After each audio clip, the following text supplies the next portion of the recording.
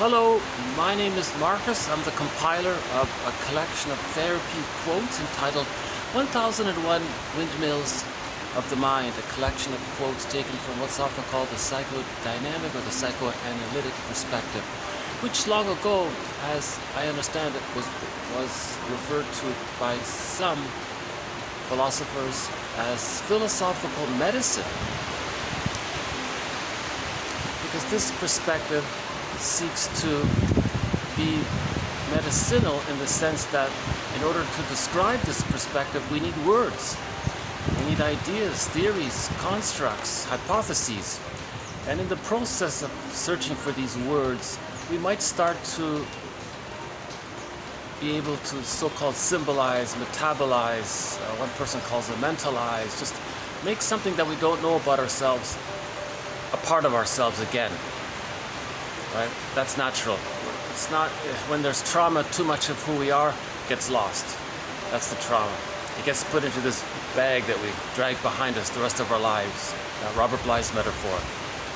Right? He says that by the age of 5, so much of who we really are and who we're meant to be, our true self, our feeling self, the real self part of the self, and the capacities of the real self part of the self, and our consciousness and our some of the capacities of the real self part of the self. Along with that is mutuality and gratitude, wide range of affect, gratitude, ability to mourn. The ability to mourn gets put into the bag. Affection, tenderness gets put into a lot of that, depending on where the trauma takes place, where along the developmental continuum. Even to know our interests and to know what we like, and to feel joy, the serene, inexhaustible fullness of being, to feel embodied, to feel connected to ourselves, to feel that we're sharing and it's valuable and we're connecting, and to be an elder late in life, where we're really sharing what we've learned. Generative, so we're going to be generative. That's natural, right? So a lot of our potential, even for some of that, gets put into the bag if there's too much trauma. Even knowledge of having been shamed gets put into the bag. Even the idea that we can give voice that we feel angry that we were shamed, that got put into the bag. So we're in a double bind. Even knowledge of the double bind that the baby experienced got put into the bag. Knowledge of the baby was in a double bind. He needs his mother, but he's shaming her. That's a double bind. He has nowhere else to go. So he's being rejected by the only one who's there to meet his needs. Later on, I'm going to refer to an earlier quote from the 60s TV show The Fugitive. I think that's a metaphor. The narrator once called Richard Kimball a fugitive from the justice he seeks. Think of that as an analogy of the child. He's an emotional fugitive of the mother's love that he seeks. He's running away from the thing that he needs. So that's sort of a double bind. So we may become sort of metaphorical emotional fugitives in a sense. We're running from the thing we need. Just like in the TV series, he needed justice, but the justice system was after him. He was innocent, right? So knowledge of how the child is in a catch-22, that gets put into the bag. Knowledge that whereby he doesn't realize that if he's loyal to his mother, he has the false delusion that maybe the ghost of his mother will love him. The memory of having been in love will love him. Now he needs the love to leave her, so he's in a catch-22, so he's staying.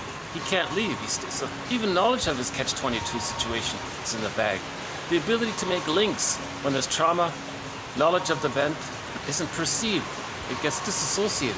The emotions around that event don't even get a chance to be really felt, but they're recorded in the implicit memory system. That gets put into another so-called box or compartment called compartmentalization. Philip Bromberg says we want to link it all up by standing in the spaces and link things up.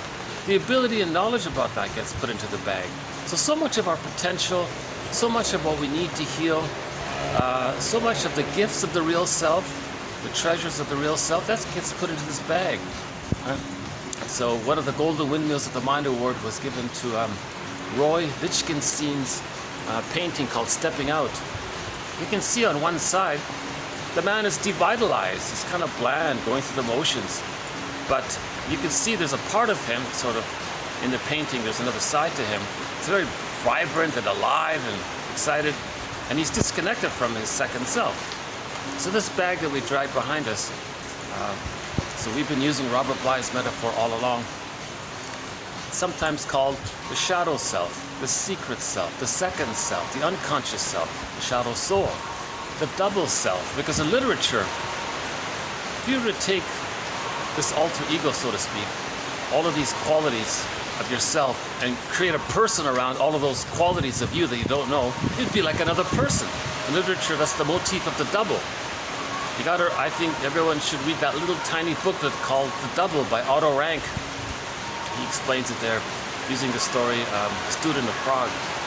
In that play and silent movie, the guy met this other guy. He didn't know it was a sci-fi. He didn't know this other guy was his double, was himself.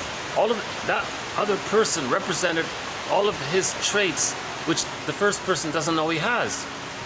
And the idea was for him to recognize and accept this other person and befriend this other person. Now the lesson of the story was he didn't get it. He hurt the other person and he hurt himself. And on the tombstone it says, "Here lies a guy who fought with himself and lost," or who faced himself and didn't recognize, and something like that.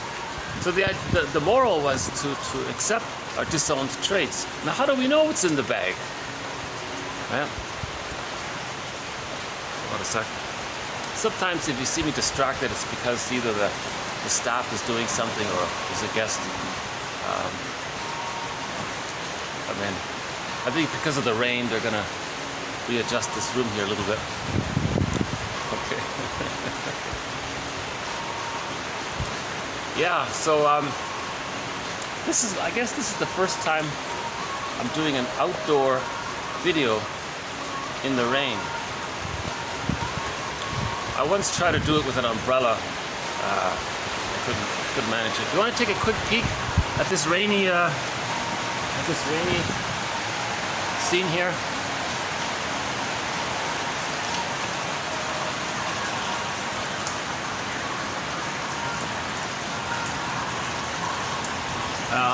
I'm not really seeing much. The past several videos have been done in this venue. So if you look at the earlier videos, the ones posted just prior to this one, I present sort of a little tour of this area here, sort of a city skyline view here. Okay, so this second self, secret self, Darrow calls it the skeleton. His analogy is you want to welcome the skeleton, this unknown, mysterious creature. It's you. You see, it's like a skeleton. It's like a person, but you don't really see who the person is. All you know that it's a person. It's a skeleton. You don't really see. So you want to get to know this guy. So Darrow says you want to welcome this skeleton. Give him the best seat at the fireplace. Treat him as an honored guest who has the right to be, who had a right to be, who has the right to. He's a wise teacher teaching us that there is a conquest of the self, meaning we want to befriend this double self, this alter ego, the secret self. Right? Robert Bly quotes a couple of poets. This second self is the one who walks with me, who's not like me, but who is me. There's the double. Someone's living my life, the double, and I know nothing about him. So we're not aware of all of this about ourselves, this shadow self, meaning. So the psychoanalytic perspective is to put words so that we see and accept what's in the bag so it can be reintegrated back into ourselves, called psycho-integration or psychosynthesis, where we re-own what we lost. Right? And the more we do so, the more we feel connected to ourselves. The more we don't do it, depending on how much is in there, the more we feel, like in that painting, Stepping Out by Roy Lichtenstein, like that guy there, sort of devitalized, bland, going through the motions of life. Okay, hold on a sec. Staff is worried about the pillows getting all wet.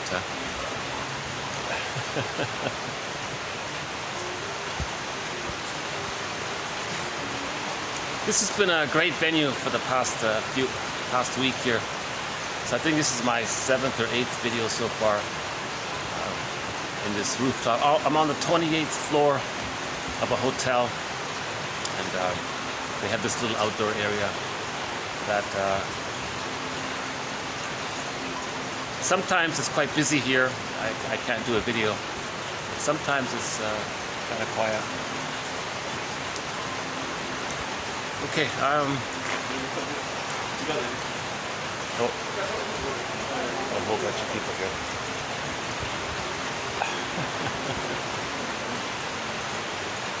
If guests do start pouring in, I'll move to the other end. So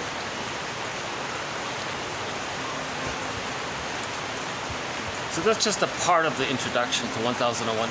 That's just one sort of small part of 1001 Windmills of the Mind. The idea that if we can find words, theories, hypotheses, update, revise. It's like that story, Rumpelstiltskin. We got to keep finding the right words. You know, something's holding our feelings. If we find the right words, we get back the child or inner child of the past. So we want to get back the inner child of the past. Oh yeah, another metaphor is that this is the inner child of the past. It's us, right? Our memories. Or more simply, it's our unconscious fantasies based on what happened to us. Sometimes called unconscious motivation or the unconscious will. We live in two worlds, right? Emotionally, a lot of it's in there, and interpersonally. Now what's in there, this memory of what happened to us in childhood, it's also like a theater, like a characters on a stage. The characters are fantasized personification around a cluster of memories around a certain theme called internal objects. Now, if we have internal objects in there, one being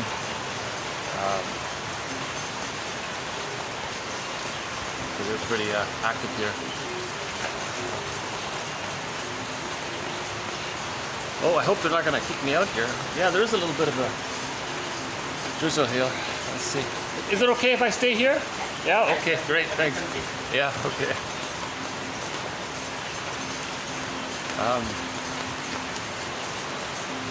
I get easily distracted. When I'm talking and there's interruption, I suddenly forgot where I was.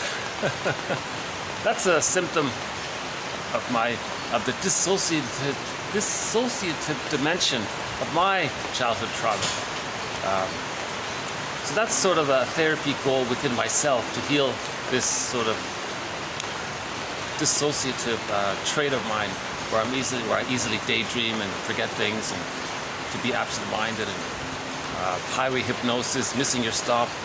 I do a fair bit of that. Yeah, it's getting better. As I know myself, I can accept myself.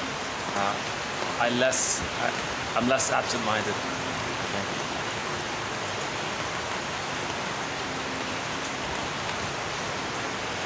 You know, easily being distracted, that could be sort of a symptom of some PTSD, right? Now, the PTSD can come from shock trauma, or it can come from what's called strain trauma, or communicative trauma, or developmental trauma, interpersonal trauma, relational trauma. It's that slow, gradual stuff between the baby and the mother. Her constant misattunement, her constant malattunement, her constant shaming of the child, built up over time. That's relational trauma, developmental trauma, interpersonal trauma, strain trauma. Right? Now, the symptoms of PTSD with interpersonal trauma don't necessarily appear right away, because it's sort of a gradual thing that the child builds up.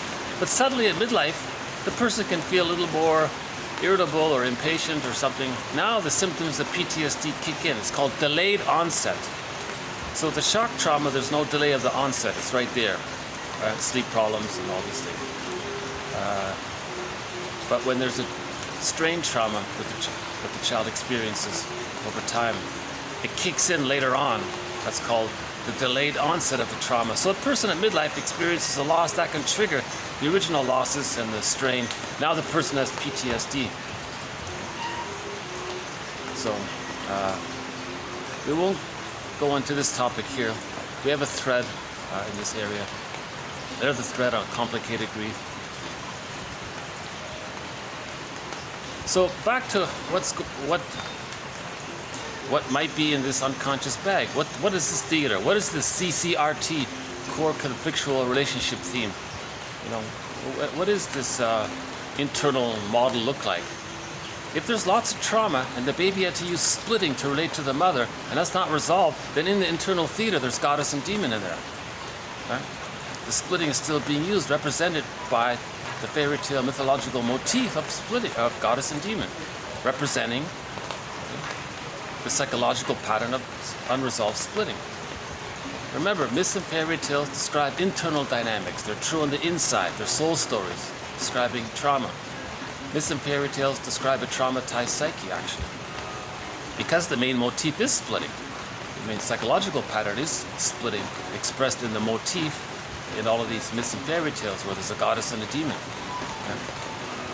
So I guess Dorothy, right, was the story of the Oz, right? The person, the protagonist, is truly bonded to the witch side. Then you got the fairy godmother side. That's sort of a made-up one. So how does the baby relate to his mother if the mother's... She's not a witch, of course, but what happens is the baby has a small, undeveloped ego. He cannot perceive the true situation. He's operating from this imaginal world of primary process thinking. Now, primary process thinking is different from regular secondary conscious thinking. Primary process thinking, like in the dream world thinking, the poor little baby does a couple of things when he's relating to a misattuned, malattuned mother. He's bonded to a mother, or he wants to bond to his mother, but she's rejecting, shaming. The baby's enraged. Shame and rage are often talked in tandem. So when the baby's shamed, he's enraged. Now the baby can't feel the shame, number one. In myths and fairy tales, the emotion of shame is depicted by the hell scene, the inferno. That's a symbol for shame. That's a metaphor for shame. The emotion of shame, this burning, biting feeling. The baby can't feel this burning, biting. It's too much for him. And he's enraged now. Way too much. The baby can't feel all of this shame and rage at being misattuned. He thinks he's going to be perished. He's going to be abandoned. He's scared, to say the least. Masterson's phrase is the abandonment depression. Right? It's the Scream by Edward Munch in that painting. So the baby has to disassociate from it, or deny it, or repress it, disavow it, put it deep in the unconscious. In a myth or a fairy tale, that'd be like a wounded animal high up on the top of the mountain, down several caves, down several caverns, down other caverns, deep, and it's wounded and he's alone there. And in the song Windmills of the Mind, down a cavern, down another cavern. That's our wounded true self seeking protection. In the story, in the fairy tale, the curing fox, an indigenous tale, retold. I learned it by Hugh Lupton, one of those. Lupton, I think. Anyways, he retells the story called the curing fox. Meaning we're cured when we find the wounded fox and bring it back home and nurse it. The story was the little girl in the household was ill.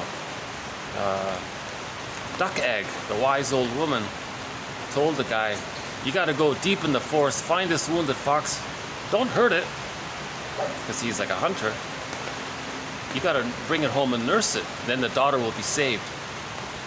So this was a recognition that we need to accept our woundedness and stop being this machismo, aggressive, pseudo-aggressive, as a defense against not feeling the shame. A lot of machismo is just a distraction, seeking power and control to get the person to run away from the memory, and they're always running away from the memory of being shamed. So let's go back to the baby. He's enraged now. The baby can't feel his feelings. Now remember projection. We have a whole booklet on projection. When there's a feeling or a wish or a motive or some psychic contents, a trait or something that the person or baby cannot experience, think about adults in present life. They don't want to admit something about themselves. They're always blaming others. So adults, look at the baby. How does he own his projections? How does he own his feelings? Look how difficult it is for adults to do it. So the baby feels enraged. He can't accept it. One defense mechanism or coping strategy that the baby adopts in his mind, called the defense mechanism, a maneuver of the mind, a mechanism of the mind, an operation of the mind. The baby, somehow, nobody knows perfectly how to describe it, but he selectively denies that it's within him, and selective attention or made up selective attention outward projects, sees, attributes. The common term is attributes. He attributes, assigns something that belongs to him onto the mother. Now this mother is enraged. The baby doesn't say, I'm not enraged, I can't feel that. The mother's enraged. Yeah, the mother's enraged. To create this, now the baby doesn't realize he's creating a mirror for him to realize that he's enraged. Now adults can do that. Adults can say that their strong emotional judgments about others are very often a mirror for them to see what's within. Yeah. Projection is the means of bringing repressed material to consciousness. So back to the baby. It helps the baby a little. The theory is, again, all hypotheses. Everything in 1001 Windmills of the Mind is one long hypothesis. Right? Hold on a second.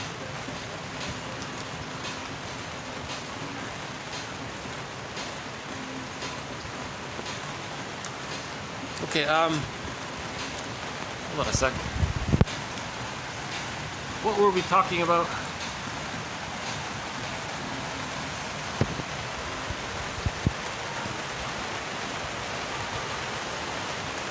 Oh yeah, the baby attributes, assigns, so projection. The baby projects his rage onto the mother and says the mother's enraged. Now the baby's relating to a part of the mother called the breast mother. It's called part-object relating in the beginning. That's the theory, another hypothesis. So now this breast that the baby's relating to, it's large from his perception. It might even be like in the Odyssey, the Cyclops with one eye. That's the nipple. So it's a monster. A large, and if it's large and it's angry, the baby thinks it's a monster. He's scared, right? So, what about the baby's need to nurse? So the baby's at the breast. He wants to take in mother's maternal holding environment, the experience of the mother in this manner, the nurturance, the soothing, the warmth, the presence, the feeling that the baby's welcomed and accepted. The baby wants to take in all of this, interject, incorporate, have this a part of it. The baby wants to take in not only the milk, but all that goes with it in relation with the mother loving the baby. The baby wants to take it all in. Now that's shame. That's the baby's being shamed around that area. So whoa, the baby's wish, he can't accept his wish. That gets repressed. When something's repressed, it's projected. Now the baby says that this enraged monster wants to eat him. So now the baby creates an image of his breast mother as a devouring monster that wants to eat him.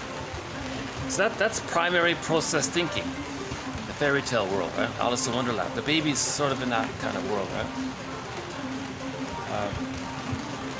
Now if the baby thinks his mother is this devouring monster that wants to eat him, like in the Cyclops, I think the reason that scene is sort of interesting because Odysseus, he threw the spear, right? That's, I think, symbolic of maybe the baby bit the nipple and he was able to be free from the malatune feeding. Maybe the mother was smothering the baby and forcing the baby to nurse, and the baby couldn't breathe, and he bit the nipple, or he attacked the nipple. Then he managed to escape. So in the Odyssey, remember, he escaped under the sheep there, so he managed to get out. So maybe there's some kind of a appeal that way or something, huh? Remember the Cyclops, who was eating the people. That's the image of the baby's fear. It's condensation. In that world, there's a lot of things are condensed. That's a powerful image, I think, because it's the breast. Okay? It's enlarged. The cyclops, or the monster, is enraged. That's the baby's rage that he can't accept. The baby's wish to take in. The monster wants to eat him. That represents the baby wanting nursing and wanting to take in. See, there's a lot of condensation in the dream with dream interpretation. Myths and fairy tales are meant to be interpreted like dreams, the same principles. Okay, so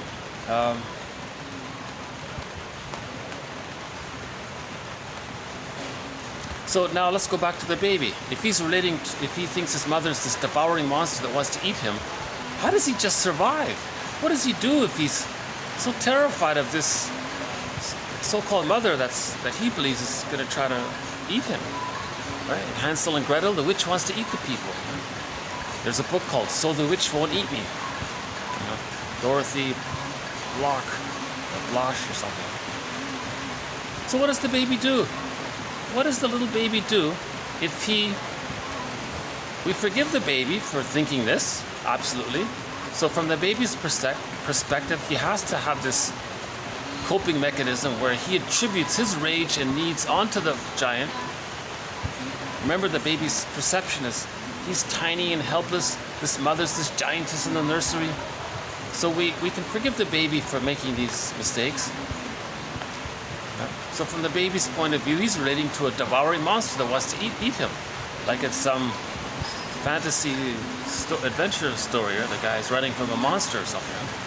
The Minotaur, so on. Whatever form the monster takes. Any dangerous monster, basically. This image of the devouring monster that wants to eat the child can be represented in thousands of ways. It's an endless variety. Okay, so what does the baby do if he's relating to this frightening monster that wants to eat him? How is he going to nurse? How does he just take in even milk? Even if, what does he do? While he's nursing, he's going to trick himself and say, no, I'm not related to a devouring monster that wants to eat me. This is not true. I'm going to deny all this.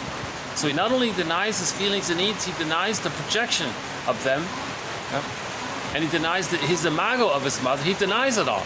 And then out of a desperate hallucination, like in the desert, you have a hallucination of the oasis or something.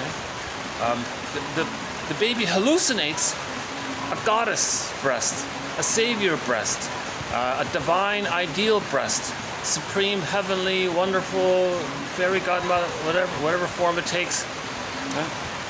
So the baby invents religion, basically.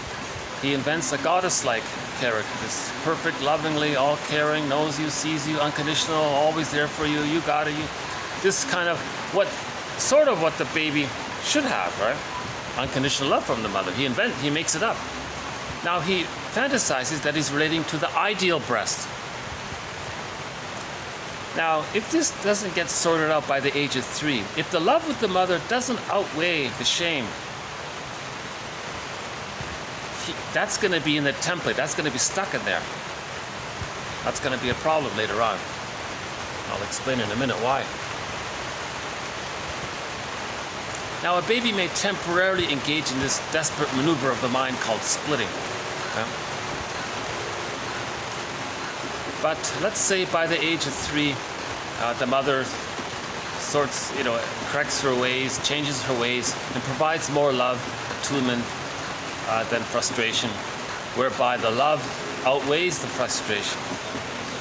Then the split images can I don't know how to describe it, but let's say they blend together or they dissipate, and a new image emerges that represents the two sides of the mother. Now the baby can create a new imago where the mother is mostly loving, partly frustrating, and he can handle the two sides of the mother. Now, in that healthy case, in the image, the concept of the other is whole, three-dimensional, whole, not split off in different parts of extreme idealization, extreme devaluation. So the baby is able to create a whole three-dimensional image of his mother if the love with the mother outweighs the frustration with the mother. He can see the two sides of her. He can see the two sides of her on the condition that the mother provides enough love to help the baby feel strong enough and safe enough to be able to see the other side of her. Okay? Now, if the mother's chronically misattuned, he can't do it. He's going to hold on to that splitting. That's a problem because in normal development, when the child is able to see the mother as a whole person, that means he got the love to be able to see her as a whole person. Now he feels safe enough to differentiate. Know that he's a person in his own right, that he has a psychological self, that he's different. Difference is for delight. He's growing, he's developing, he's a unique person. Each person is unique. Nature's Greatest Miracle, Og Mandino, the scroll mark number 4, the poem there. Or Virginia Satir's poem, I Am Me. Each person is unique. No one ever, never in the past was there ever anyone just like you. Likewise in the future. So everyone's unique. The child gets this sense that he's who he is. He's a little unique, a little different from his mother, and the mother should take delight in that. So differentiation is normal, natural, healthy development. Okay? So the baby's one with the mother. He's loved by the mother. He can differentiate. When he differentiates, that's called the psychological self. Then with the psychological self, he has access to the real self, part of the self, with the various capacities. Another thread described by Masterson, one of our mentors, James F. Masterson. So the book there is called The Search for the Real Self.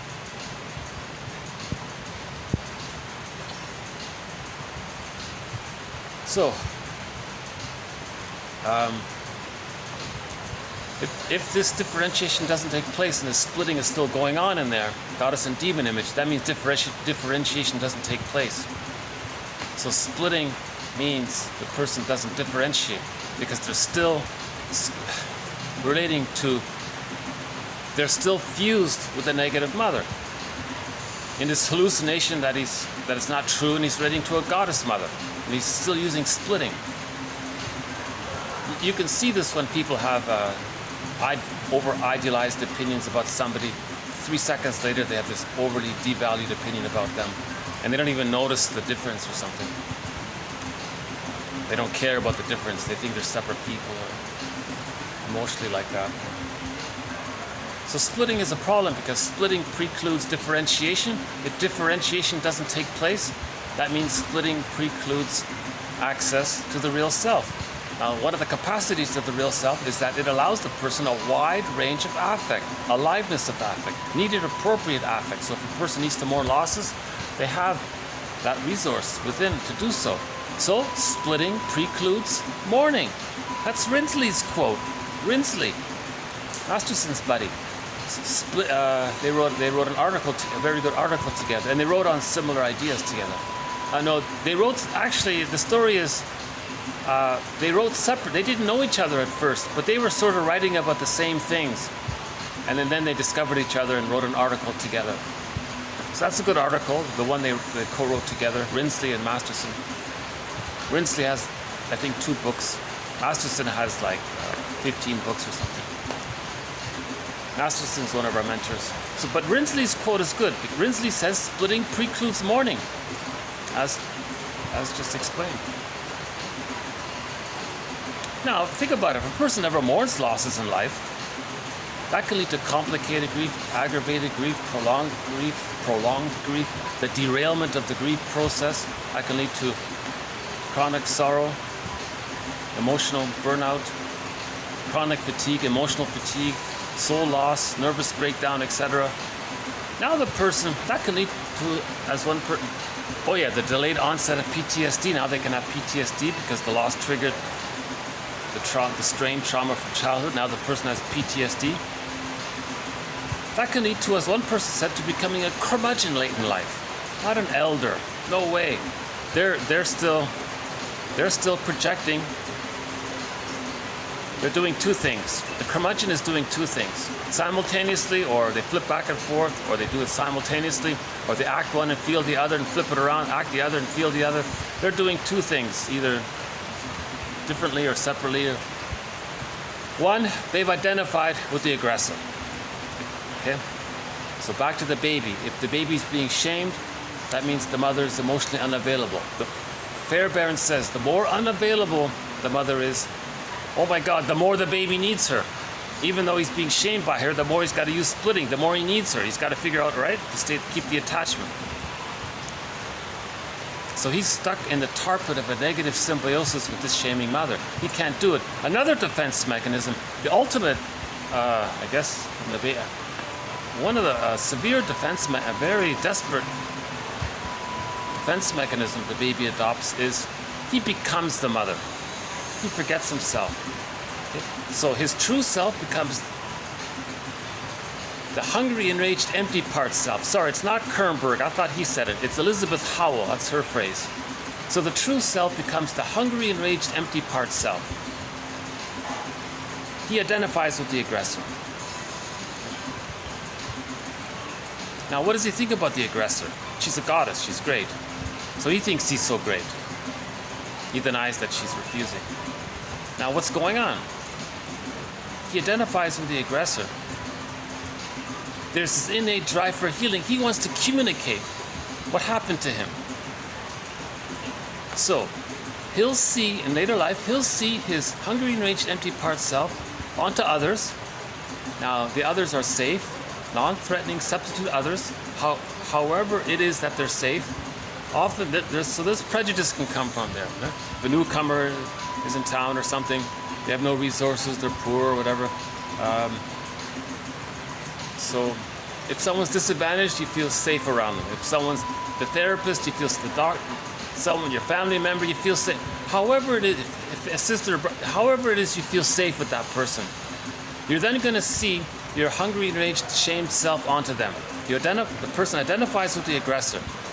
Now they're going to shame the other, meaning use the other, exploit the other, devalue the other, shame the other, because they want to communicate that. When they were a baby, their mother shamed them. They're trying to show up the mother. It's as if they're saying to the mother in the mind, the ghost in the mind, look, mother in the mind, when I was a baby, you shamed me. I'm angry at this. I got to communicate it to you. I don't have words. So I'm just going to do it to show you. You see that innocent other? I'm going to shame them exactly the way you shamed me. I want to show you what you did to me, mother in the mind. Now he has this fantasy because he's living in it's timeless in there, right? And the bag is timeless, so he's operating unconscious motivation. The puppet Burglar calls this the puppet master. So the puppet master, right?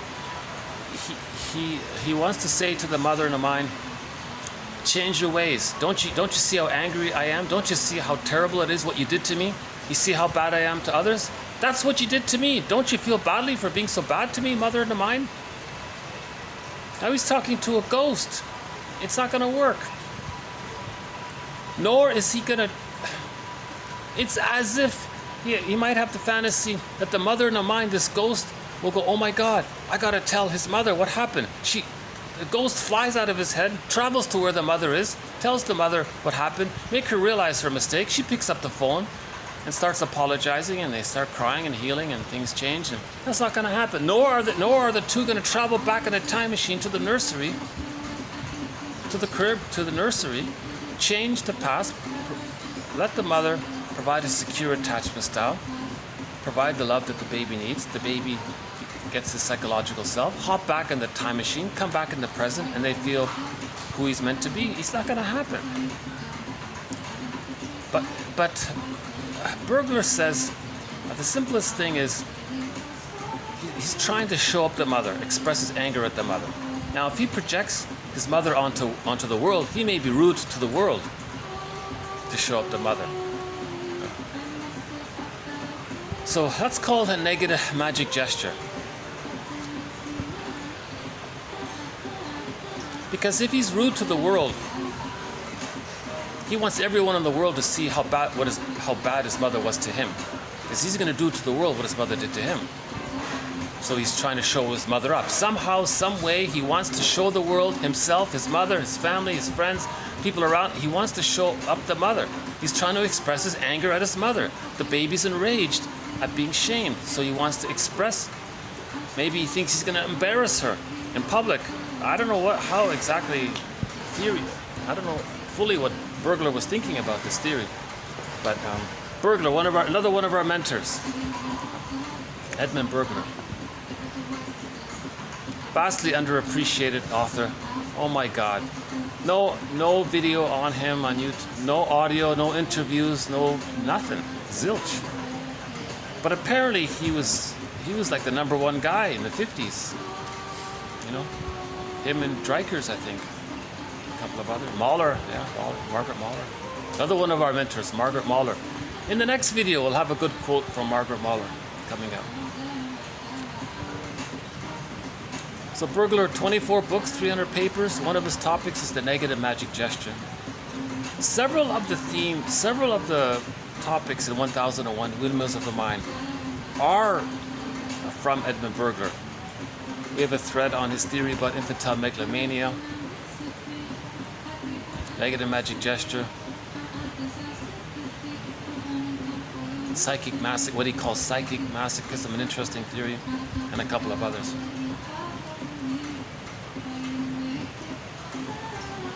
Oh, how are we doing here? Well, that was just a little shower, huh?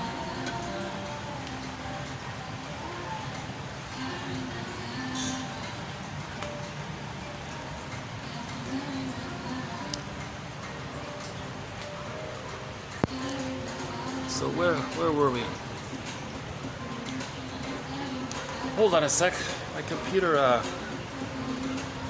yeah, I've been having a lot of issues lately with my old laptop here. Maybe it's time to get a new one finally. It's now noon here, 12:43, September 20th, on a Tuesday, 2022.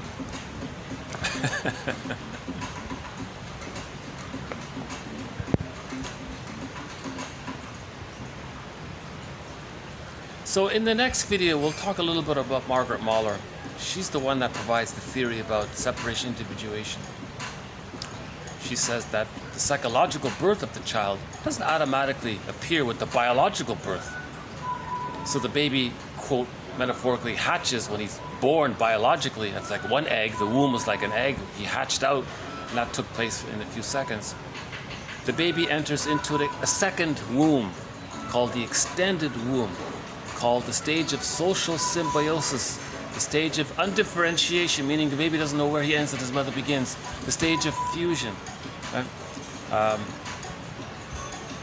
So the baby's still in this, Mahler calls it the maternal-infant dual unity. He's still in this extended womb. Humans come out too early, they need another womb.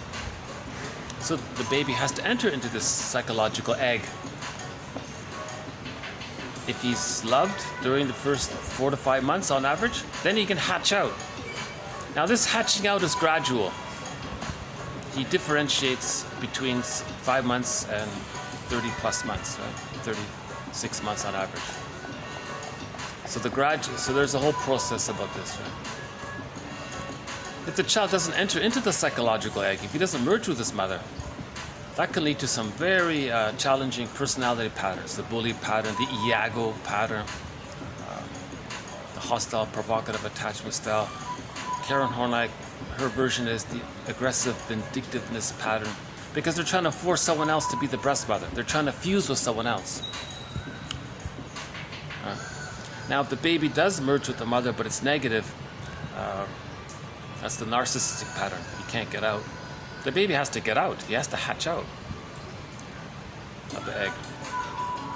So we'll go into that maybe a little bit more in the next video. It's one of our threads, Margaret Mahler's theory about the separation individuation process leading to the psychological birth, which if he does achieve, he gets access to the real self, part of the self, and its various capacities, including capacity to mourn, feel, know their interests, mutuality, I'm okay, you're okay, delight, creativity, spontaneity. A lot of our true self potentialities become available to us with the psychological birth. So the goal is differentiation, right? We want to be ourselves. We want to be comfortable alone. When you have differentiation, you can be alone and enjoy your own company, so to speak, and know your interests and feel fine.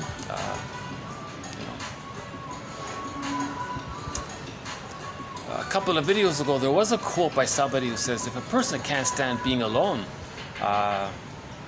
it can lead to problems, right? Edgar Allan Poe, we had a quote about that.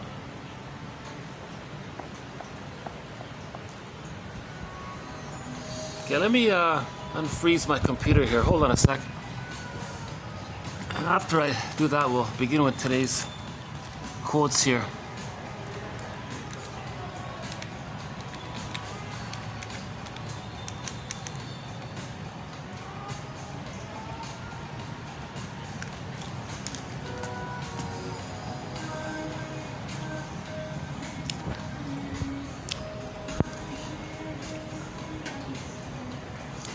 Okay, first quote here.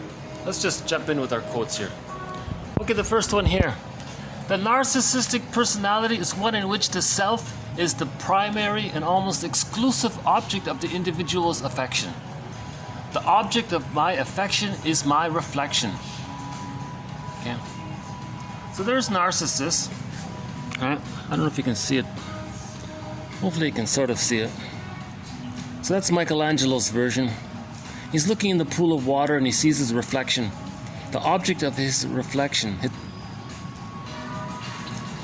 The affection. He loves his reflection. That's the ego ideal. Now the ego ideal, his reflection, that's his concept of himself, that when he's in the womb, he's a little god, and after the womb, he's still a little god. Infantile megalomania. If he doesn't receive the love to let that dissipate, he takes refuge in this grandiose part self. Right? He's still clinging to it, looking for it, and he's stuck there, and he can't differentiate. So this picture also means symbiosis. He's fused.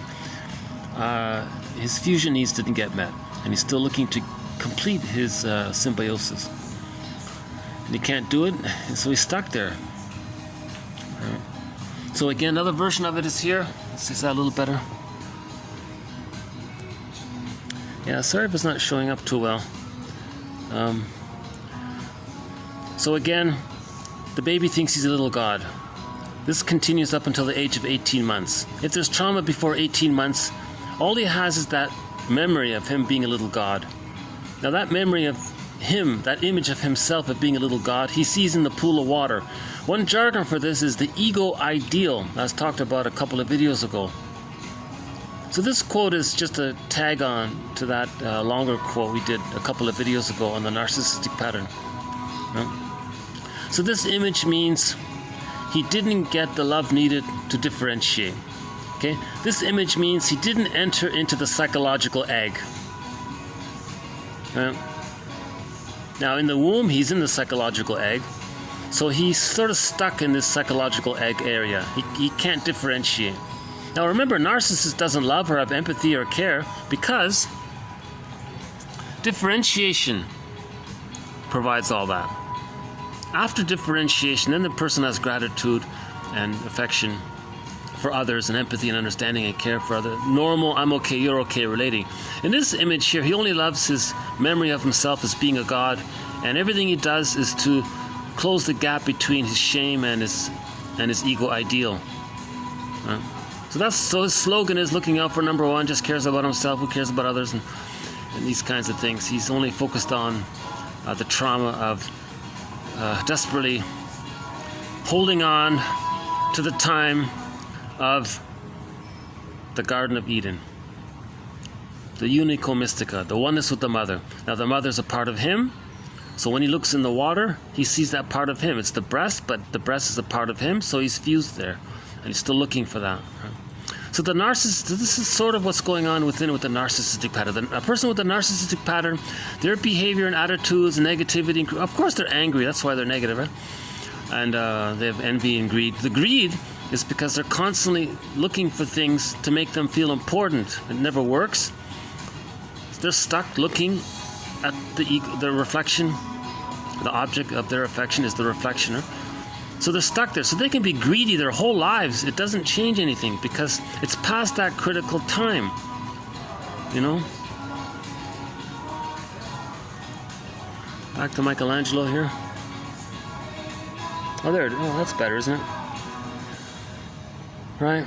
Now off in the corner there, now his feelings symbolized by Echo. He ignores his feelings. Now, if Echo can also represent external people. He doesn't have relationships, or he doesn't love others. So he doesn't love his own feelings, he doesn't love others. He's just looking for this, he just wants to reclaim that lost paradise where he was a little god, right? He just wants to reclaim that time where, the world is his oyster. It's all about him. And he's so important, it's all about him. The baby has that thought that it's all about him. Everything's there to serve him. Everything's there to take care of him. That was a powerful, godlike feeling. And he's still there. So if you know somebody with a narcissistic pattern, it's because they didn't enter into fusion with the mother. Or they're stuck in a negative fusion and they need the positive fusion. Something like that, right?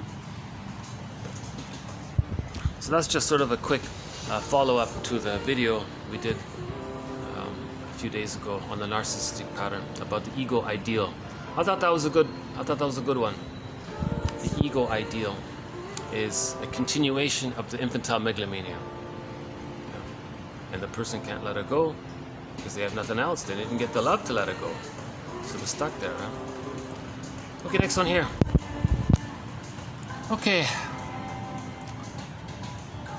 next one here. I wondered what he wanted.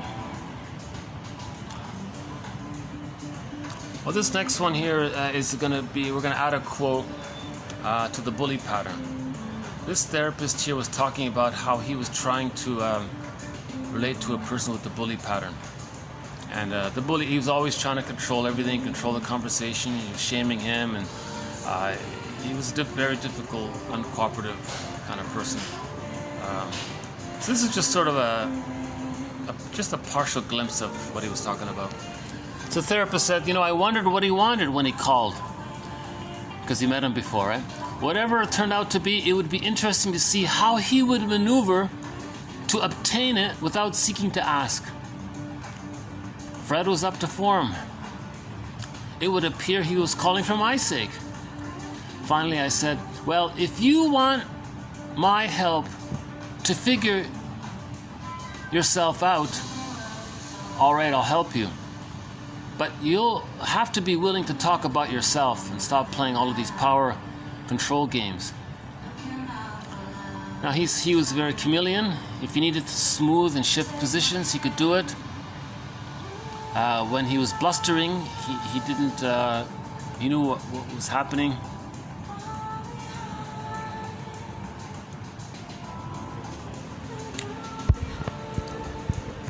I don't really, honestly speaking, recommend this book, but if you do come across it by Jerome Jacobs, it's the chapter entitled The Man with 9 Lives or something.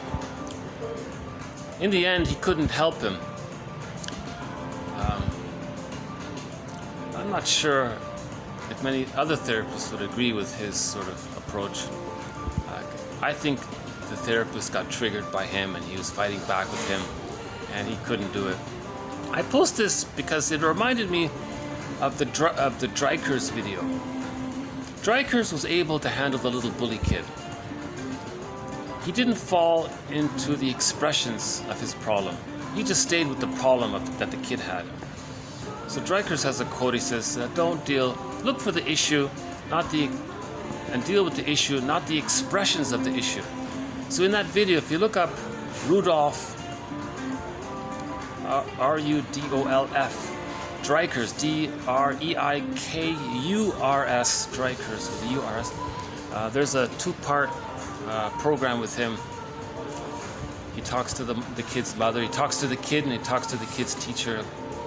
This kid, he was fighting with others, he was bullying others, very manipulative, and he won up the teacher, he controlled the mother. This little bully kid,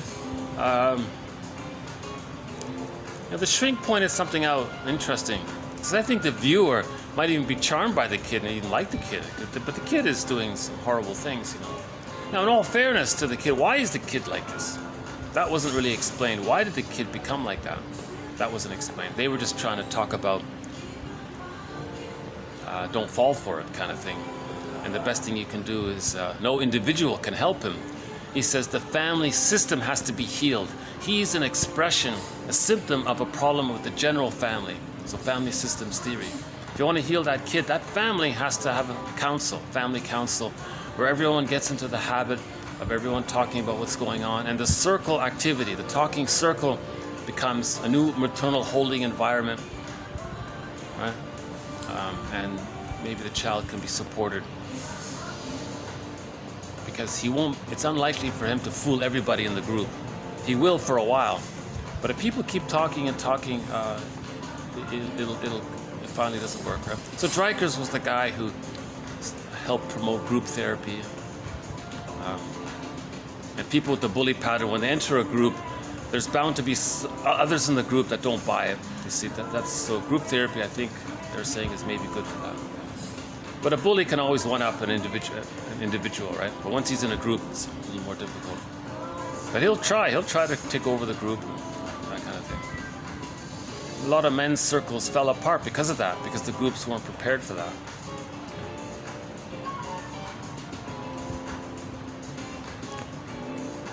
After the rain is gone, I can see clearly now. The rain. Wow. Hang on. We can do a quick little tour here.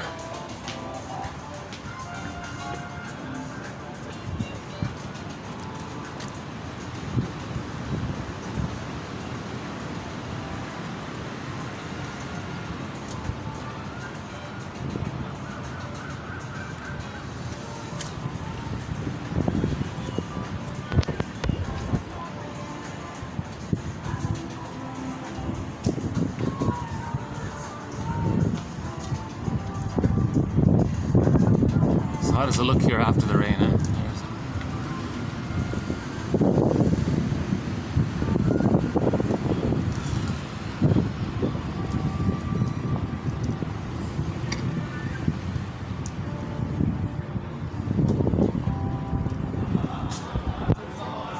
Yeah, we have plenty of views of the other side. This is my first time doing it on this side here, so we'll just stay on this side here. Plus I can hear some guests at the other end. At the other end, that's where we have the yellow bird. Free the yellow bird. His mission, Ixau's mission, to free the yellow bird, from the movie The Gods Must Be Crazy for. If you want to take a break from psychoanalysis, just watch a fun movie. Check out The Gods Must Be Crazy for. Right? It's the third sequel, subtitled Crazy Hong. The one filmed in Hong Kong. That one there. That was a fun one. Yeah. Free the yellow bird. Okay. Again, the current working hypotheses that we're going with in 1001 Windows of the Mind is that the bully pattern is a behavior to communicate that the person didn't enter into the psychological egg with the mother. It was never safe to do so, it was unavailable, or he maybe partially entered into it, but he was prematurely ejected out of the egg and he wants to recreate it with someone else, but it can't be done. Disappointed, he's going to try again. Disappointed, he's going to try again. So the bully pattern can be like Sisyphus. All dysfunctional patterns are like Sisyphus, right? He makes a follow-up point here. In general, the client accepted for therapy must be seen as a sufferer, a victim, no matter how reprehensible his acts or repugnant his viewpoint. He was saying he couldn't deal with some people. He was too disgusted by some of the clients. But he said ultimately, then you can't do it.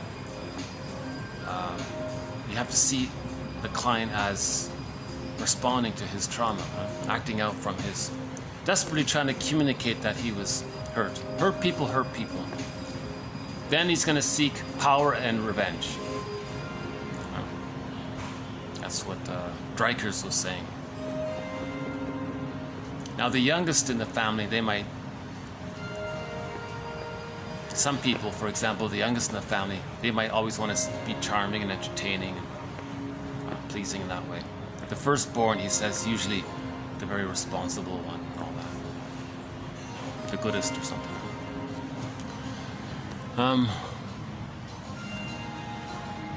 So yeah, that's a good point here. The client accepted for therapy must be seen as somebody who's hurt, no matter how repugnant or reprehensible his acts are or his viewpoint is. Persons seriously disturbed don't usually offer shrinks the chance to treat them. They are prone to be capricious and unreliable. They have difficulty relating in a consistent and intensive manner adequate for psychotherapy. So they tend to be impulsive and capricious, either or, filled with revenge, and something's not perfect, or nothing can be perfect. So So a lot of so-called individuals with personality patterns that spring forth based around a fixation prior to 18 months often don't seek. In other words, narcissists and bullies don't. Those with the narcissistic pattern, those with the bully pattern, those with the iago pattern, those with other patterns in that area don't often seek therapy. They're just chasing the ego ideal, stuck in the negative magic gesture of shaming others to communicate that the mothers shamed them. Oh yeah. Another thing that people might do is they might just simply project the frightening mother image, imago, onto others and say how bad they are. And that's the reason why they can be negative towards them. Now, when they're negative towards others, because of the fusion, they feel the victim. So a person with the bully pattern, he can act like the bully but feel like the victim because he's both, right?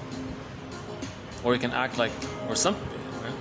So a lot of people with the bully pattern will be rude to others, will be repugnant towards others, reprehensible or so on.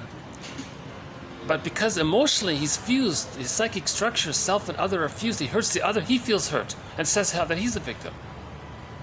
You know? So that's why there's this double think. A person can be rude and think he's always this wounded, entitled victim or something. The therapeutic goal is to learn the nature and the causes of the client's problems, for example, unmet symbiosis, so that the client can lose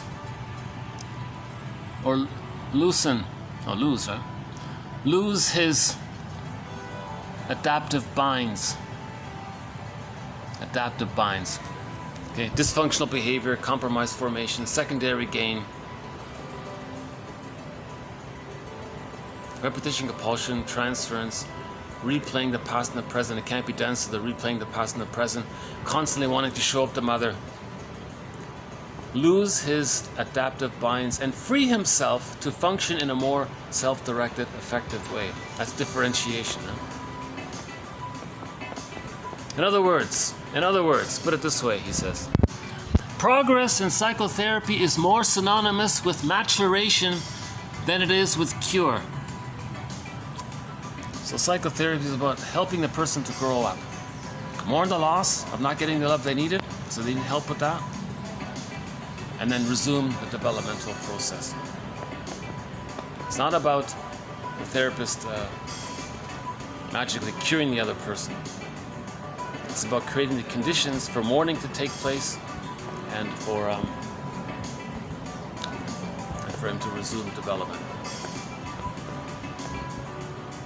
So psychotherapy is more synonymous with maturation, growing up, than it is with cure.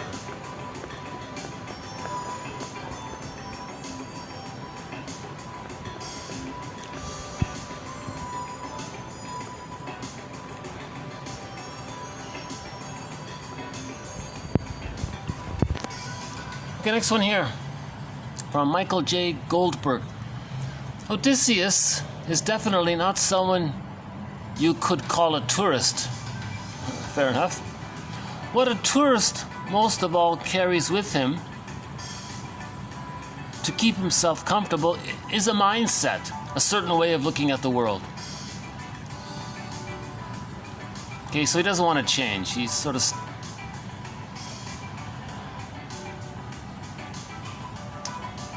in other words, there's a difference between a tourist and a traveler, right? On the outside looking in, Odysseus is instead the quintessential traveler. Traveler, meaning one who suffers travails. The essence of travel is discomfort and discovery, learning. The travails of the traveler reveal the traveler to himself. Just a little nostalgia for me. TQ1, the very first quote in 1001 Windmills of the Mind is this last part here.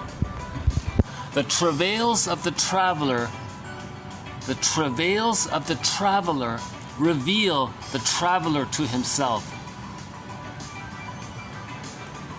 Yeah, that sentence sort of sustains me. The travails of the traveler reveal the traveler to himself. So I just thought I would include where that came from. That sentence came from Goldberg's discussion about the difference between the tourist and the traveler, to emphasize this idea of traveler. You're learning, there's discomfort and discovery.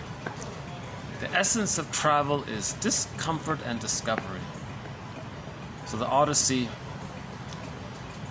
I remember Poseidon, he said, you're gonna feel now. You denied your feelings. You're gonna suffer the process of feeling what you've been denying. It's not a bad, it's a healthy, needed process to admit the truth. The truth will upset you free. That's a summary of it right there. The truth will upset you free. That's what it means. Holy moly. Hermes insists Odysseus take the magic herb called moly to neutralize, to mollify, okay, to cancel out Circe's spells. Moly is a special herb. Quote, its root is black and its flower white as milk, with extraordinary protective powers. Moly's black roots and white flower are opposites. That's a metaphor here, right? So we're talking about symbols and metaphors here, right? So that's the yin-yang symbol, right? Black and white. Okay. Okay, so in the yin-yang symbol, right, one side is the so-called, what's often called the masculine principle, the doing, the active, the thinking, the knowledge. That's the more active side of a healing journey, right? But we need the yin. We need the yin, the presence. So grief is healed when it's witnessed by a caring other. That's the yin, the caring, the presence, the caring, the witnessing, the understanding, the empathy, the understanding, the seeing. The other person went through it and they get what you're going through. That's the yin. We need both. We need the yin and the yang. The knowledge to talk and the acceptance of the other and the understanding, sympathy, empathy of the other. That's the yin. So the yin and the yang. His theory is that this herb also has looks like the yin yang symbol. Okay. And I played the animated film called Summer Legend by the Mi'kmaq people. The Mi'kmaq people on Turtle Island, and they have a story. Their big hero is Glooskap. So if you go to nfb.ca, nationalfilmboard.ca, nfb.ca, look up Summer Legend. That's a great story. The character, Odysseus, in the Mi'kmaq people, Odysseus is Glooskap. In order for Glooskap to get his feelings, Glooskap had to ride a whale. Now you can see the whale was black and white, representing the acceptance of two sides, representing the acceptance of three-dimensionality, holding the two sides, the third side of the coin. The third side of the coin holds the two sides. We have to get to that place of the third side of the coin. The third side of the coin is our three-dimensionality leading to wholeness. Right? That means we're not splitting anymore. We're differentiating. We're accepting the truth that the mother would have loved the baby if she could have. We're accepting that, so we're forgiving her. She would have if she could have. And despite the fact that she didn't, she did do some loving, helpful, protective things. Let's be honest about that. Now, she was misattuned and it was hurtful and it did outweigh the love that she offered. We've got to hold the two sides, whereby the loving side, the forgiving side, can be enough to bring the two sides together. That's the image of Glooskap riding the whale, or the third side of the coin holding the other two sides of the coin. Right? Or Odysseus taking the moly, the two sides, same idea. Right? So there's sort of a motif here, right? Holding the two sides, right? Facing unconscious ambivalence, right? Now remember, the people who couldn't do it, they were turned into pigs. Remember, in the Odyssey, some people couldn't hold it. So Circe saw how they were regressed and they couldn't advance forward. They were sort of... So that's just a metaphor for the regression. Right? So again, these are just all metaphors for internal psychology. Right? So, with Molly, you can't be enchanted, as are Odysseus's men, by one craving or another, because you can see the whole picture. The whole picture synthesizes and integrates. Sometimes we'll call it wisdom. Wisdom, we can say, is the ability to look at things from the perspective of Molly. Okay? Okay, I just noticed that, right? So the third side of the coin, we can call that wisdom. If we can see the two sides of a situation, that's a kind of wisdom, right? With Molly, Odysseus can find his way. Circe is probably the most celebrated sorceress in Greek myth. She attracts and guides humans, and depending on their capacity, either points them to their own greed where they get stuck, okay, that's turning them into pigs, right? Or rewards them with guidance about the road ahead. So before Odysseus meets Circe, he was adrift, he was lost. After he meets her, after he leaves, he has specific direction for home, and even some instructions for making peace with his unconscious, called Poseidon. So Poseidon is the personification of the id, all of that energy in there, the puppet master, the id, the it. So those are two good quotes, I think, from a book called Travels with Odysseus by Goldberg here. We'll add a few more quotes to his book. Good little book, yeah.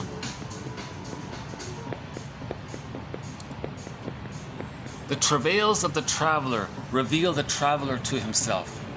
See, I'm sort of in a bit of a traveling mode myself now, so that sort of came up for me. And I think about it, whenever I'm feeling something or something is coming up, something's being triggered in me, well, it's the travails of the traveler, stuff that's coming up from you, because you're traveling, you're triggered, or learning new something, you might be triggered. Helps you to know yourself, reveals yourself to yourself.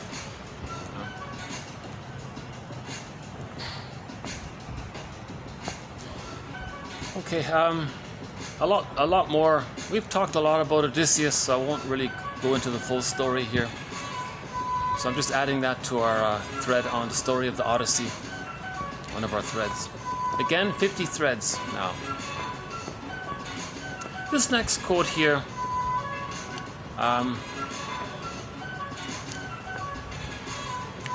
might be sort of more in the honorable mention pile, but I brought it up. I noticed myself bringing up more and more quotes from the honorable mention pile up into the TQ designated area.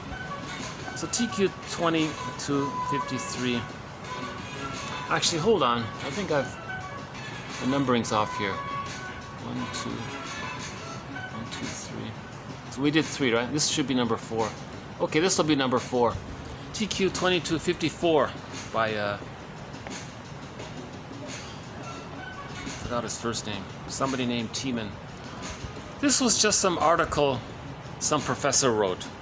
He's a professor of education, and he went on a rant. He's angry that he was unprepared to be a good teacher when he graduated. So he started off as a regular school teacher, and he admits he did a poor job, and he hurt a lot of children, he said.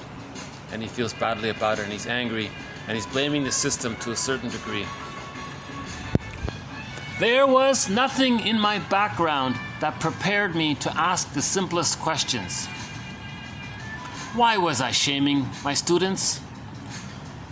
Nor did I have any means for understanding why my students submitted for the moment only to act out the next week. Why didn't shaming work? I thought shaming was supposed to work. For example, another part here. Okay, so later in this article, I asked a new student to read out loud, and she froze. She wasn't being defiant. She began to lift her book and just froze like a photograph of somebody in mid-action. Shame paralysis may look like that. Now, Selma Freiberg spoke of the ghosts of the nursery. When mothers and fathers bring their conflicts and anxieties into their child rearing, quote, the ghosts of the maternal past have taken up residency in the nursery. Now, in the school, the educator also carries the sum of his or her experiences. Quote, it is the parent who cannot remember his childhood feelings of pain and anxiety who will feel the need to inflict his pain upon his child. Okay? So, this part here sounds like negative magic gesture. If the parent was pained by their parent, they want to communicate to their parent what they did to them. So they have a child and they say to the parent in the mind, look, parent in the mind, you see this child here, my child, your grandchild? Well, they're safe. They're non-threatening to me. So they're safe. I'm going to use them. I'm going to do exactly what you did. Uh-oh. Hold on a sec. Oh, I got some kind of a advertisement here. Oh boy, now I'm getting advertisements interrupting me. Oh boy, I better.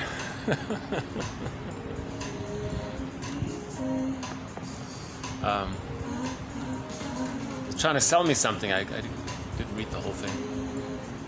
That's the first time an advertisement popped up in the middle of my video. Okay. So this teacher was saying that this quote here. He's saying that he's quoting Selma Freiberg here. Some parents may engage in the negative magic gesture. They have a child. Now they have an opportunity to show, to demonstrate through their behavior, by mimicking the parent, by being the parent, seeing their innocence onto the child, doing to the child to communicate what happened to the doer. Hurt people, a negative magic gesture. So some parents, now his point is, teachers do this. Teachers may be doing this to their students, just as parents may be doing it to their children. Some teachers may be doing a similar thing, a parallel thing to their pupils. That's what he's saying. That's what he's angry about, because that's what he did. Okay, in a similar manner, the educator who cannot remember the source of his feelings of pain and anxiety may well choose to visit his or her wounds upon the student. Okay, next part here. Like the parent,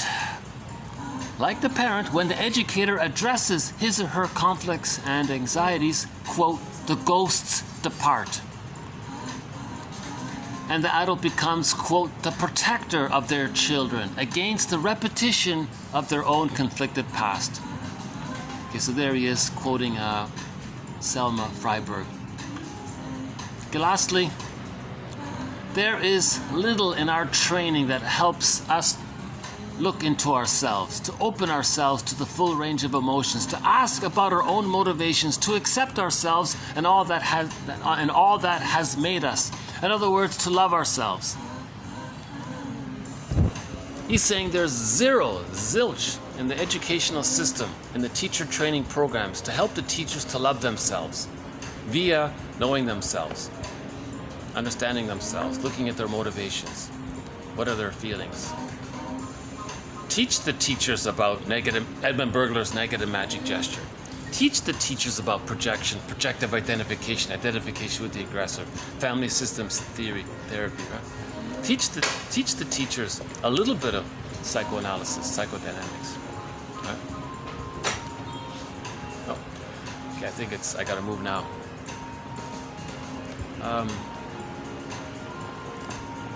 Okay, I've got some guests here, so I'm gonna see if I can move to the other end. Hold on a second. Yeah, maybe I'm talking a little loudly. Hopefully I'm not annoying the other guests, but it's possible. Okay, let's see if we can find another spot here. Hold on a sec. Let's go down this way. With any luck, my old spot will be available. Oh, it's getting pretty noisy down here. Oh yeah. No, maybe not. Okay, maybe I'll just do a quick wrap up here on this end here. Yeah, it's they said the peak tourist season is just about to start this week or next week or something. Okay, let's just do the next 3 quotes here quickly. Okay, the next one comes from the 60s. Okay, quote, "I don't want to end up doing the same thing to you that someone did to me, bringing along a past that no future could ever overcome.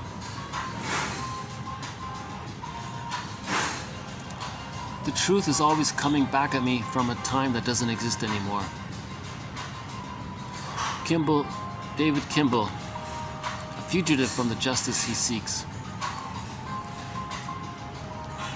Okay, so these 3 quotes from the 60s shows The Fugitive and Route 66. Very insightful. She said to the guy, "I have a past. It'd be unfair to you to bring a past that's unfinished, a past that she believes no future or person can overcome." So that's why she turned the guy down. Maybe that was a polite way of rejecting the guy. Maybe she found a diplomatic way of rejecting the guy. I'm not sure.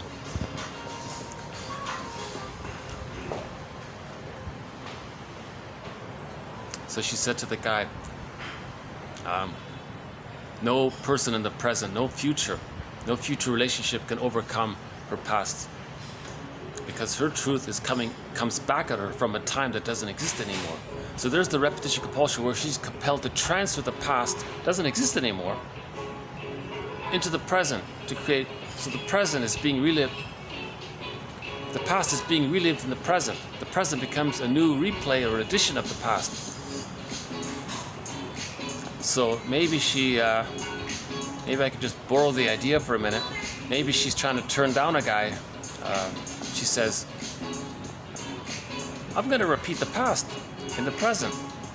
Nobody in the present can be the breast mother. You can't be the breast mother. So forget it." I don't know. Okay, let's end up on a little. I've mentioned this before, but I don't know if I gave it a TQ quote or not. So just to be on the safe side, I'm giving this next one a TQ designation, TQ 2256.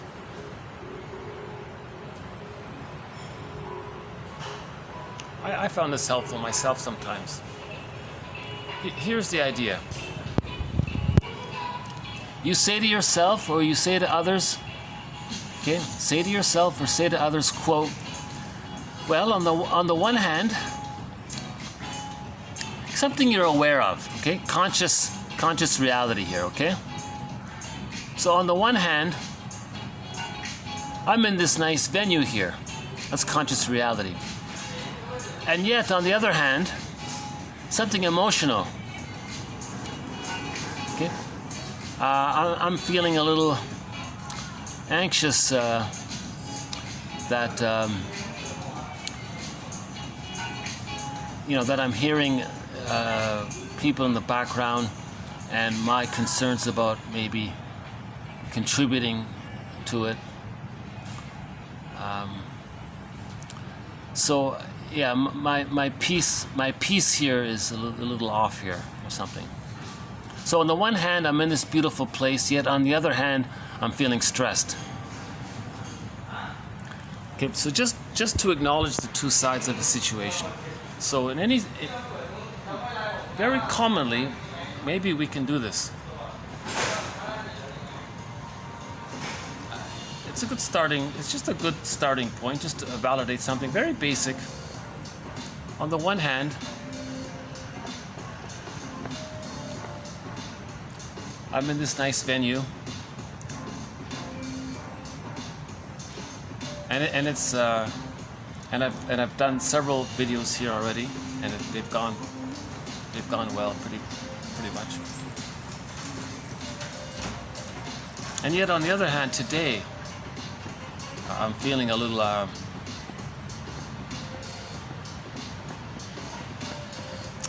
annoyed at the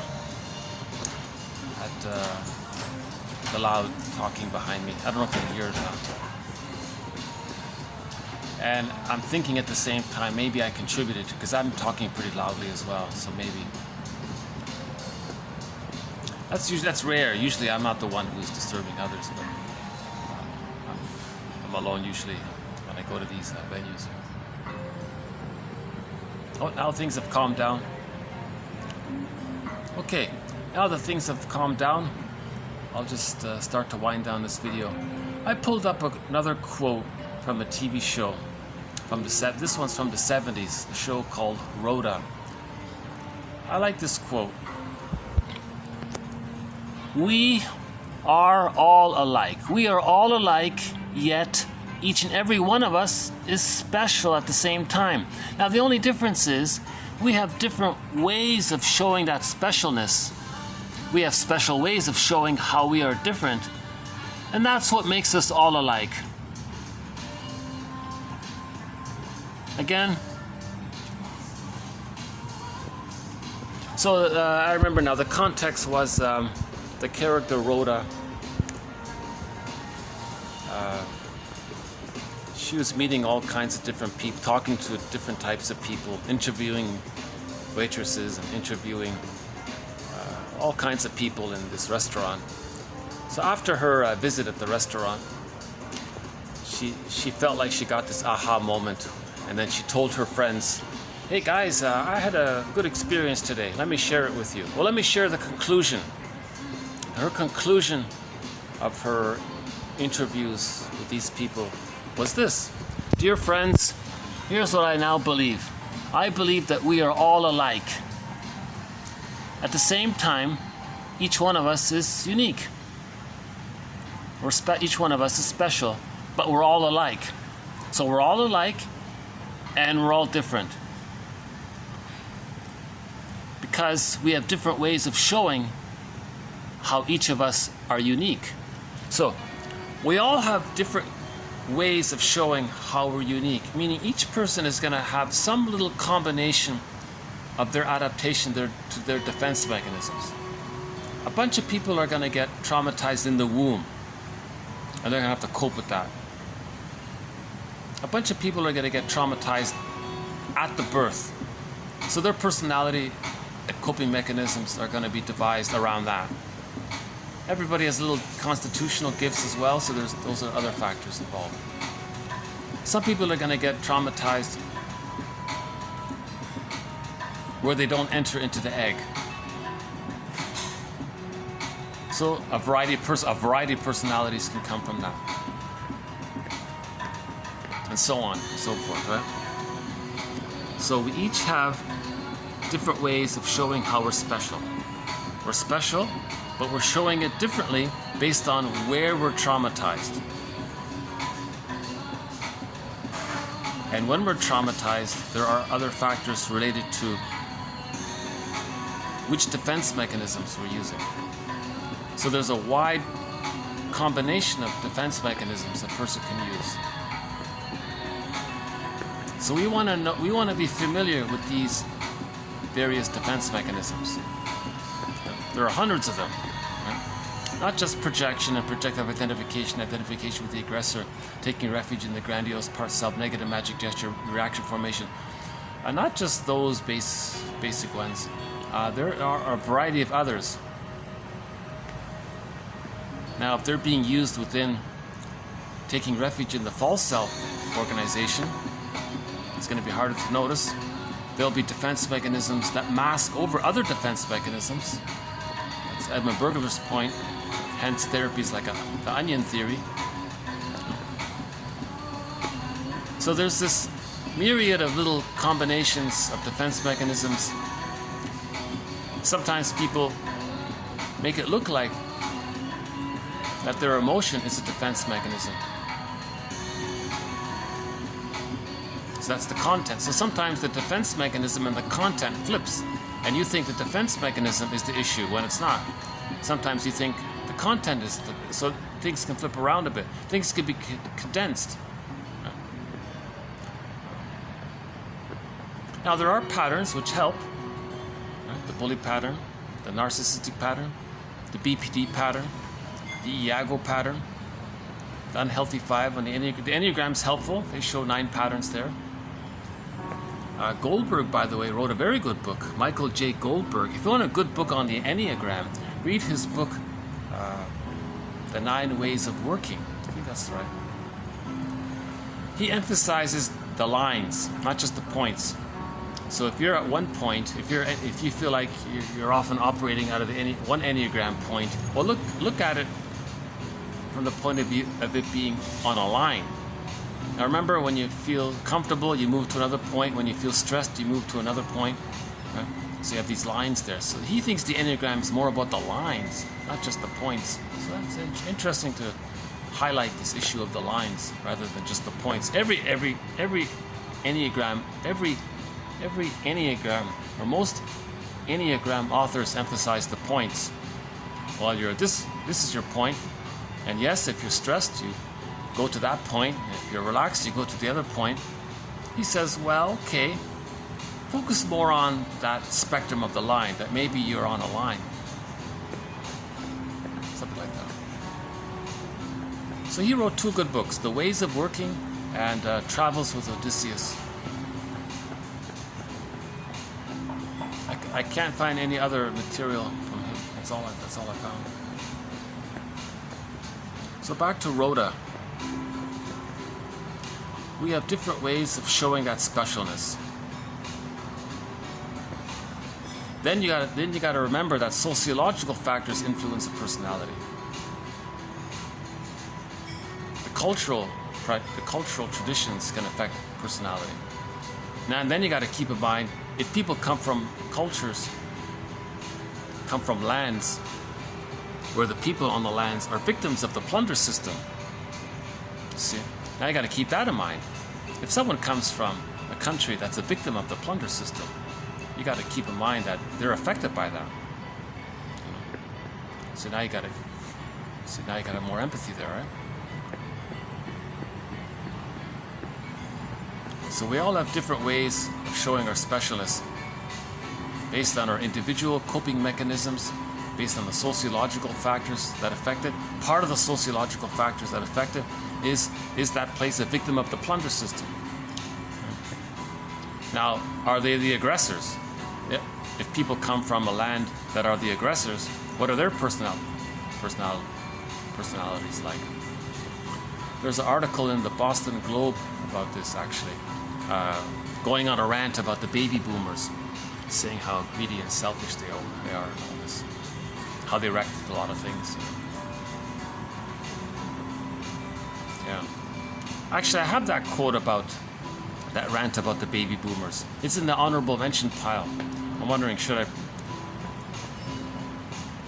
See, that's the great thing about 1001 Windmills of the Mind. We have the TQ. We have the best of the best quotes, I believe, in the psychoanalytic perspective. That I believe that I've found so far. Let's put it that way.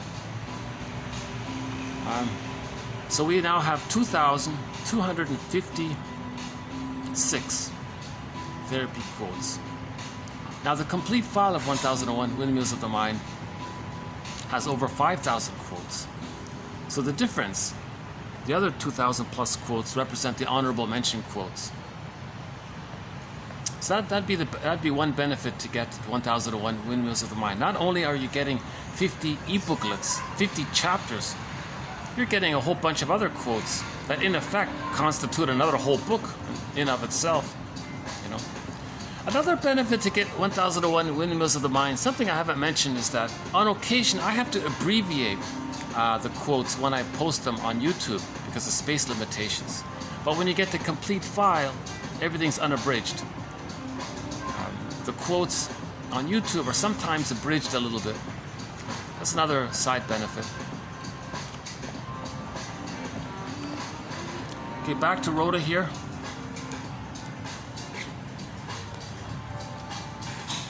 We all have special ways, unique ways of demonstrating how we're different. Now, this is what makes us all alike.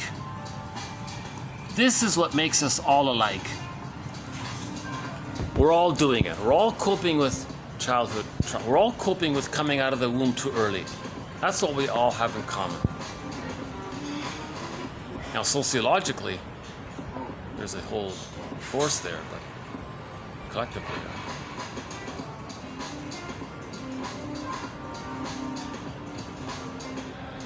yeah, I wonder what would the script writer, if the script writer were to include the plunder system, how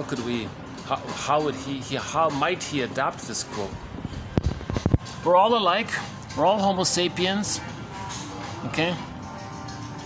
Now, on the surface, there's trivial biological variations. Some people lost a tan, so they have a shade of beige tone of skin. Some people mainly still have the tans, so that's a shade of brown tone of skin. So everybody has a shade of brown tone of skin. If you go by Jane Elliott's theory that the shade of beige tone of skin is a tone of the shade of brown tone of skin. So we all have a shade of brown tone of skin, she said. Even a person you think might have a very pale or light beige tone of skin. Jane Elliott would argue that the person with the light beige tone, remember, there's no white. Nobody has white skin. Nobody has black skin. Forget that. I don't know why people keep saying that. We have a shade of beige tone of skin or a shade of beige tone of skin. But Elliott takes it a step further. If you argue that beige is a tone of brown, then if a person has a light beige tone of skin, then in her conceptualization, that person still has a shade of brown tone of skin. So we all have a shade of brown tone of skin. It's just lighter on the lighter end of the spectrum or on the darker end of the spectrum. But we all have a shade of beige or brown tone of skin. So we're all alike. We just had trivial biological variations based on the exposure to the sun, the food, and the diet.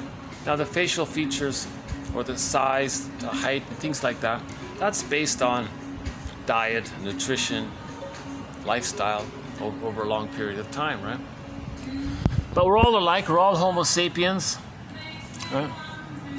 We all evolved from, one theory is Homo sapiens evolved from Homo boduensis. Should we bring it up here quickly? So for 1 million years before we were us, we were this guy. Hold on a sec. Let's see.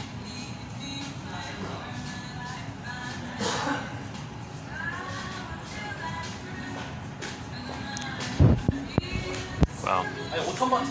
We're getting some guests here, so maybe I'll start to wind down. Okay, that's okay. The timing's okay here. So I'll show you Homo boduensis in another video here. So even if you people who are we all have different ways of showing that specialness. So everybody's using coping mechanisms. Everybody's feeling stress or wanting to do. Everybody wants to belong. Dreikers says this. We all want to belong. Now, to belong, maybe we're more desperate about it. More, in the case of the bully pattern, maybe more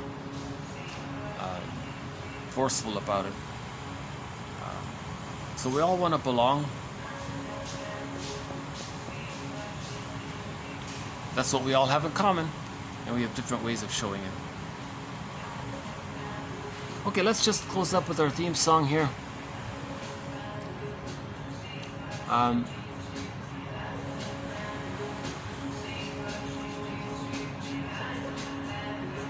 Okay, our theme song to 1001 Windmills of the Mind is Katja Epstein's German rendition of the song Windmills of the Mind. Thank you very much. This has been TQ 2250.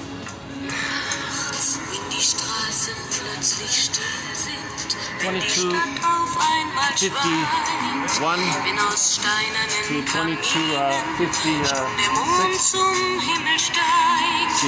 Wenn es hier in meinem Zimmer leer und einsam wird um mich, suche ich in den dunklen Schatten die Erinnerung an dich.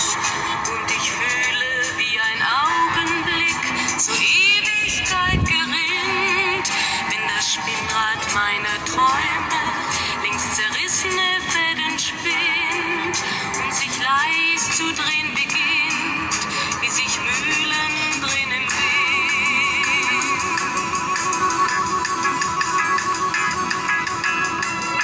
Und es kreisen die Gedanken ohne Anfang, ohne Ziel, wie die schnellen Wellen ringen, wenn ein Stein ins Wasser fiel, wie ein Kreisen, den die Peitsche übers Straßenpflaster treibt, wie Spiralen, die ein Adler in den Abendhimmel schreibt. Und ich fühle, wie ein Augenblick zur Ewigkeit gerinnt, wenn das Spinnrad meiner Träume längst zerrissene Fäden spinnt und sich leis zu drehen beginnt, wie sich Mühlen drehen im Wind.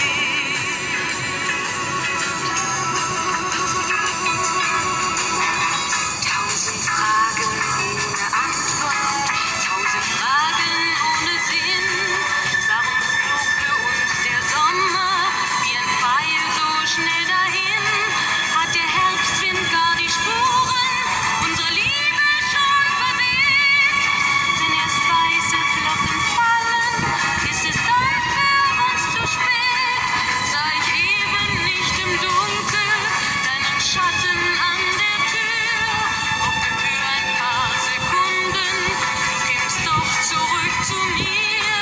Doch warum sich selbst belügen? Längst ist meinem Herzen klar, dass der Pulsschlag dieser Hoffnung nur mein eigener Schatten war.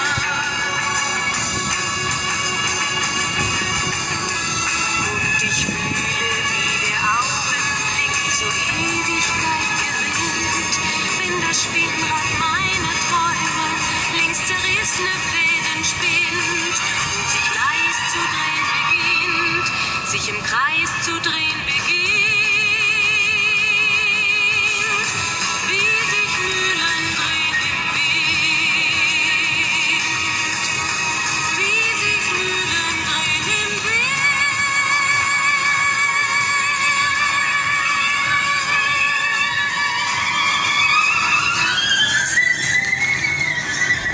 Okay, so thanks very much. I'll see you in the next video. We'll add more quotes to our thread on TV shows and movies. We'll add more quotes to the story about Odysseus. And I'm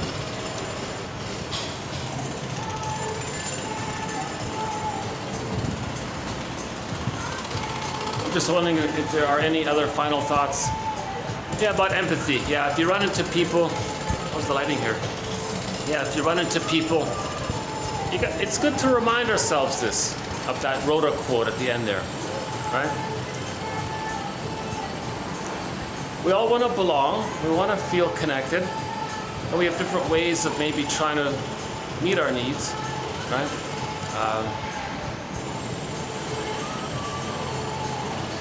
Now, some people maybe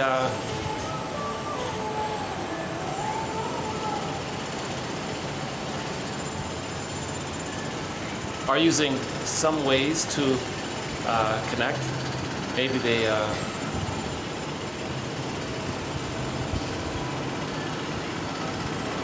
and you have to remind yourself that you have those same needs too.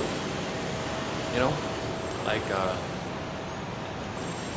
if I see a smoker, for example, I might think, well, that's something to. I'm assuming that's a relaxing activity. I don't do it, but I do. Well, I eat emotionally. I sometimes stress eat. Oh, there's the subway.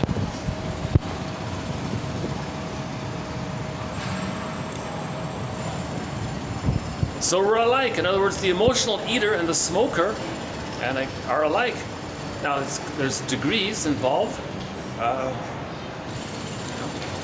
So that's just like there's some people are shorter, some people are taller. There's different degrees. But we're all humans. The psychoanalytic perspective promotes this immensely, points this out. And then if you can recognize the defense mechanisms, if you can recognize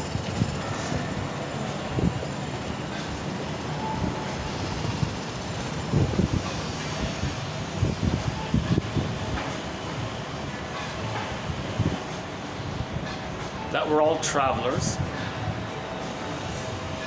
and that the travails of the traveler reveal the traveler to himself. Some people may not catch that in the moment, when you're young maybe. Some people are engaged in the manic defense. The manic defense, right? Power, control, busy, all this thing. That's a defense against grief. That's complicated grief. A person can't grieve. Why can't a person grieve? People don't grieve when they don't have differentiation, so they engage in the manic defense. Now the narcissistic pattern, the bully pattern, all these other ones, that's the manic defense as well. We don't use that term often, but that's not bad, right? Hey, this is not a bad view right here. Got the city in the background. This is the table where I've done most of my videos here, right here, this one here. This has been a great little spot here, right here.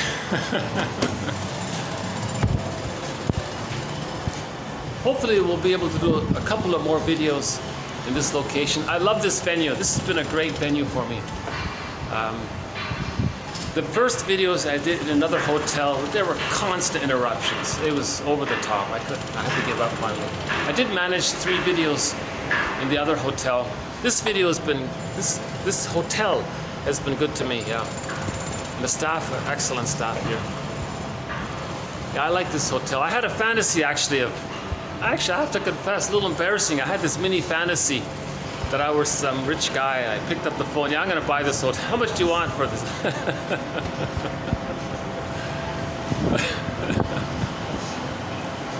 So I had a like a infantile megalomania fantasy for a moment. It's harmless, right? But it does show that it's always within.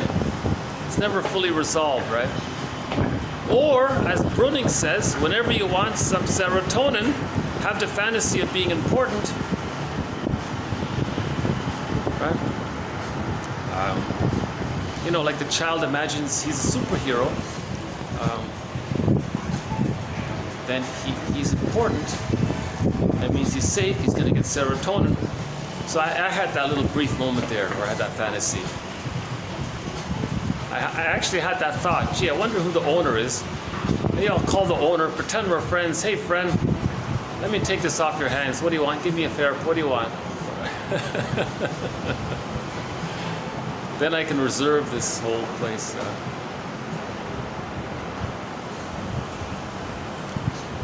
So Breuning says, whenever you need a hit of serotonin, so if you have power, you buy something, you feel safe. When you feel safe, you get serotonin. You can engage in the fantasy like that, right?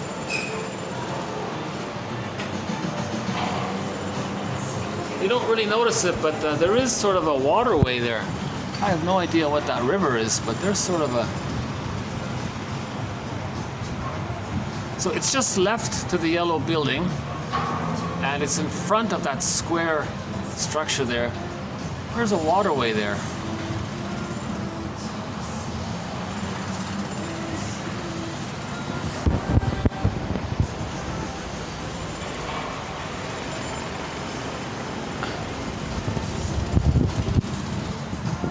Just stretching my arm out over the barrier here, just to get a different view. Okay, any final thoughts? The travails of the traveler reveal the traveler to himself. That one by Rhoda at the end. Maybe those are 2 good quotes. Maybe those are the 2 quotes to highlight in this video.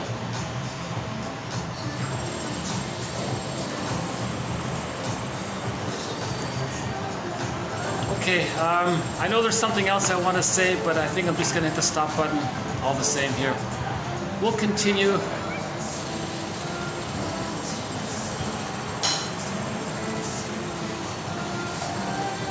You know, a lot of times when I finish a video and I'm walking home, thoughts come up, oh yeah, I could have said that, oh I missed that, you know. That's okay. I hope this video has stimulated your curiosity. Maybe some thoughts have come up for you. Maybe something that you read below or something you heard might help a person to, in their free association, whereby in free associating important material can come up and be accepted. So that's what we're trying to do, right? We're trying to accept parts of ourselves that we're not aware of. We're trying to accept. The more we can accept what's in the bag and bring it back in, the healthier we become. So that's what they in the 50s they called that the mental, emotional, spiritual hygiene. They call that owning, re-owning, right? Wilson calls it the moral revolution. This activity. The Know Thyself movement, the self-awareness movement, the self-reparenting movement, the mythopoetic movement, right? She called it the moral revolution. Interesting phrase. Because we do become more moral the more we know ourselves. The more we know ourselves, the more we understand others, the more empathy we have. That was her idea, I think. So the psychoanalytic perspective is, I think, seems, as I understand it, contributes to this Know Thyself movement.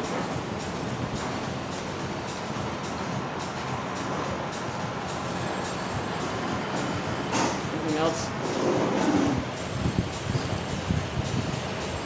Okay.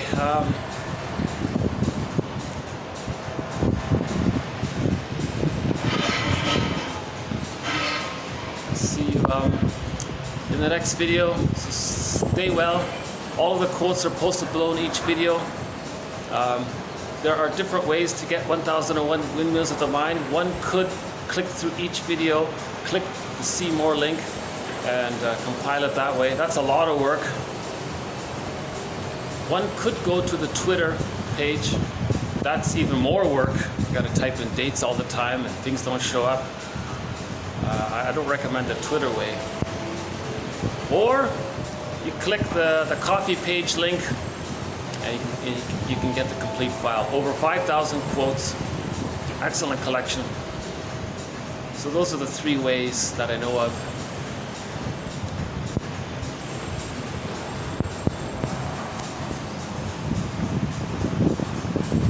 That I can think of.